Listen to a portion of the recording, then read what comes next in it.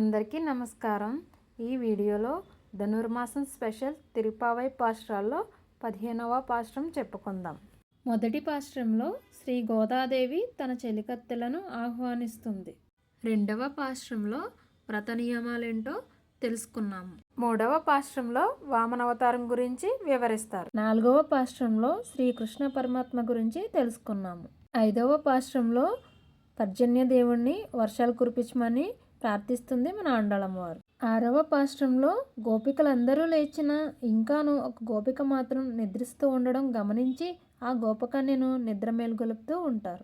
ఏడవ పాశ్రంలో నిద్రిస్తున్న ఆ గోపకన్యను రావమ్మ వ్రతమాచరించడానికి అని మన ఆండాళమ్మవారు నిద్ర మేల్కొలుపుతారు. 8వ పాశ్రంలో కూడా నిద్రిస్తున్న ఆ గోపకన్యను గోష్ఠిగా వెళ్ళి వ్రతమాచరించుకుందామని నిద్ర మేల్కొలుపుతారు. 9వ పాశ్రంలో నిద్రిస్తున్న ఆ గోపకన్య యొక్క భవనం గురించి వివరిస్తారు. 10వ పాశ్రంలో గాఢ నిద్రలో ఉన్న ఆ గోపకన్య ఎంత పిలిచినా లేవకపోయేసరికి ముందుగానే నోము నోచావా ఏమి అని అడుగుతూ ఉంటారు. 11వ పాశ్రంలో నిద్రిస్తున్న ఆ గోపకన్యకి ఒక అన్నగారు ఉన్నారట. ఆయన యొక్క గొప్పదనం గురించి వివరిస్తారు. 12వ పాశ్రంలో నిద్రిస్తున్న ఆ గోపకన్యకు ఒక అన్నగారు ఉన్నారట. ఆయన ఎలాంటి వారంటే స్వధర్మాన్ని కూడా ఆచరించకుండా కేవలం భగవత్ కైంకర్యంలోనే మునిగి తేలుచూ ఉంటారంట. అలాంటి వ్యక్తి యొక్క చెల్లెలు అయిన గోపబాలికను నిద్ర మేలుకొల్పుచూ ఉన్నారు. 13వ పాశ్రంలో నిద్రిస్తున్న ఆ గోపకన్య నిద్ర నుంచి మేల్కొని కళ్ళు తెరిచి చూస్తుంది. 14వ పాశ్రంలో ఉన్న గోపబాలిక యొక్క ఇంటిలోని తోటని వర్ణిస్తారు. అలాగే ఆ పరమాత్మ యొక్క నేత్ర సౌందర్యాన్ని కూడా వర్ణిస్తారు. ఇప్పటి వరకు లేపబడిన గోపబాలికలందరూ ఒక ఎత్తు అయితే ఈ గోపబాలిక ఒక ఎత్తు అంట. అది ఏంటన్నది ఈ 15వ పాశ్రంలో తెలుసు. జై రామానుజ. ఇప్పుడు 15వ పాశ్రం చెప్పుకుందాం. ఎల్లే ఇళంగిళియే ఇన్నం ఉరం గుదియో షిల్లెండ్రు అజేన్మిన్ నంగై మీర్ పోదరు హిండ్రేన్ వల్లై ఉన్ కట్టుర్హల్ పండే ఉన్ వాయరిదం வல்லீர்கள் நீங்களே நானே தானாயிடுக ஒல்லை நீ போதாய் உனக்கென்ன வேறுடையாய் எல்லாரும் போந்தாரோ போந்தார் போந்தெண்ணிக்கொள் வல்லானை கோன்றானை மாத்தாரை మాతజిక్క వల్లానై మాయనై పాడేలో రెంపావై. ఇప్పుడు ఈ పాశ్రానికి భావం చెప్పుకుందాం. ఈ మాలిక సంభాషణ రూపంలో ఉన్నది. బయటివారు: ఓ లేత చిలుక, ఇంకాను నిద్రిస్తున్నావా?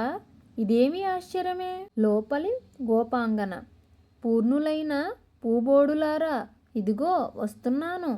గొల్లుమని ఉలికి పడినట్లు గొంతెత్తి చెవులు గడియలు పడినట్లు పిలవకండి, వస్తాలే. బయటివారు: ఓ చిన్ని చిలుక, నీవు చాలా చమత్కారంగా మాట్లాడుతావు. నీ నేర్పితనము, నీ పుల్లవెరుపు మాటలు మేమిదివరకే ఎరుగుదుములేమ్మా. లోపలి గోపాంగన: మీరే అట్టి సమర్థులమ్మా, నేనేమి కాదులే. అయినా మీరన్నట్లు నేనట్టిదానినేనేమో. రావాల్సిన వారందరూ వచ్చిరా? బయటివారు: ఆ, అందరూ వచ్చి చేరారు. నీవే వచ్చి లెక్క చూడవచ్చు కదా. లోపలి గోపాంగన: వచ్చి నేనేమి చేయవలెనో చెప్పరాదు? బయటివారు: కువలయ పీడమనే కంసుని గజమును కంసాది శత్రువులను సంహరించిన సర్వేశ్వరుడైన శ్రీకృష్ణుని కళ్యాణ గుణములను కీర్తింపగా రమ్ము. ఇట్లు చేసిన గాని మనము చేయు వ్రతము శుభప్రదముగా పూర్తి కాదు అని బయట నుంచి సమాధానము చెప్పి ఆమెను కూడా తమ గోష్ఠిలోనికి చేర్చుకున్నారు గోపికలు. అంటే ఇప్పటి వరకు లేపబడిన గోపికలందరూ ఒక ఎత్తు అయితే ఈ గోపబాలిక ఒక ఎత్తు. తిరుపావైలో సంభాషణ రూపంలో సాగిన పాశ్రం ఇది ఒక్కటే. బయట ఉన్న గోపబాలికలు ఈ రకంగా చెబుతున్నారు: ఓ లేత చిలుక లాంటి కంఠమాధుర్యం కలిగిన దానా, ఇంకాను నిద్రించుచున్నావా? అయ్యో ఇదేమిటి అంటే ఆమె అంటుంది: పరిపూర్ణ గోపిరుకులారా, ఒళ్ళు జల్లుమని చికాకు కలిగేలాగా పిలవకండి, నేనే వస్తున్నాను అంది. బయటవారు ఇలా అంటున్నారు: నీవు చాలా నేర్పుగలదానువు. నీ మాటలోని నైపుణ్యం, కాఠిన్యం మేం ఇంతకు ముందే ఎరుగుదుము అన్నారంట వెటకారంగా. అప్పుడు లోపల గోపబాలిక: ఇలా అనుకుని సర్దుకుని మీరే నేర్పుగలవారు, పోనీలేండి నేనే కట్టునరాల్ని అని అన్నదట. అప్పుడు బయట గోపబాలికలు, నీకు ఈ ప్రత్యేకత ఏమిటి, అలా ఏకాంతంగా ఎందుకుంటున్నావు, త్వరగా రా అని అంటున్నారట.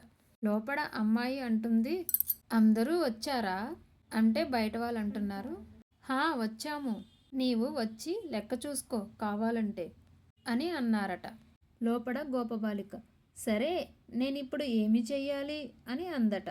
బయటవారు చెబుతున్నారు, కువలయ పీడమనే ఏనుగును సంహరించినవాడు, శత్రువుల దర్పమును అణచినవాడు, మాయాది అయిన ఆ శ్రీకృష్ణ పరమాత్మని కీర్తించి గానం చేయడానికి రావమ్మ, వచ్చి మా గోష్ఠిలో చేరు అని ఈ రకంగా చెబుతున్నారు బయట ఉన్న గోపబాలికలు. ఇంతటితో పాశ్రం ముగిసింది. జై రామానుజ. ఆండాళ్ తిరుహడే శరణం. నచ్చితే లైక్ చేసి సబ్స్క్రైబ్ చేసుకోండి.